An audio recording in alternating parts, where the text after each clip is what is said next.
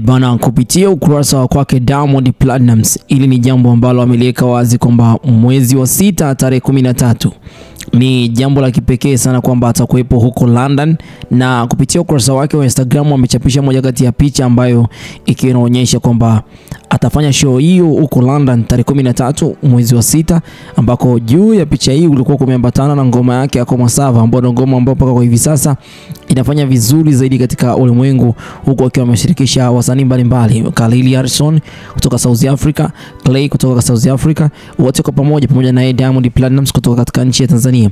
Sasa maandishi ambayo alikuwa ameweza kuyachapisha, ameandika kwamba hivi: London, it has been minutes, let's go June 13 at Royal Albert Hall. Sasa baada ya hapo akaja akashare pia katika ukurasa wake katika Insta story ameandika hivi: London, you know yani katika neno ambalo la Kiingereza ambalo linamaanisha kwamba ni tusi, miss you, see you June. Kwa namna ambavyo Diamond Platnumz amekuwa akiwa anatamani kufanya show za kimataifa, hii inawezekana kwamba ikawa ni moja kati ya show ambayo itaenda kumuingizia pesa nyingi sana, au ni moja kati ya show ambazo ndo zile ambazo tulikuwa tumesikia kwamba wale miamba kutoka katika nchi ya Nigeria basi wameungana na Diamond Platnumz kwa ajili ya kufanya promotion katika mambo ambayo mbalimbali katika nchi mbalimbali.